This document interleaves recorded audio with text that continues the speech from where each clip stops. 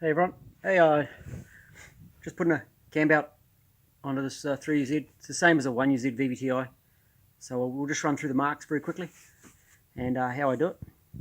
It's already sitting on there, as you can see, but so what I do is under here, this is the factory belt. There's actually a line that runs down and it says crank. In the front of it there's a white mark here. And then over here, there's two marks. I'll go each side of the bolt hole. Okay. So, and then up around here, there's another couple of marks, but they're out in the breeze a little bit.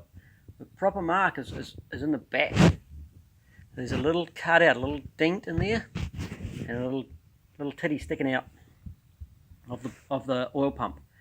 So that's how you line up the crankshaft. Okay. Going along here, we go up to this side. Now it says left here, and then if we get on here, there's an arrow pointing forward and it says left cam. It lines up with there's a line on the back cover. Now over here there's T for timing, doesn't line up with that one, lines up with the one next to it. Okay, and that comes forward. And if we work our way over to the right hand side, we've got R cam, so right cam, again lined up with the mark on the back cover, not the T. Okay, so when I'm putting them on, and I just did it on my own here, so I slip it all the way onto the crankshaft pulley. If you want to pull a crankshaft pulley out, that's fine when you initially, but you push it all the way in for the fact that it's got a piece that holds it in place down there. Check it's correct. Then I run it up onto the left hand cam, and that'll be sitting a little bit clockwise. So I line it up, and then I just very carefully pull the tension onto it. And then I rip over to this side. That one's nice and tight on that back edge. And I pull this one, just bring it back a little bit anti-clockwise.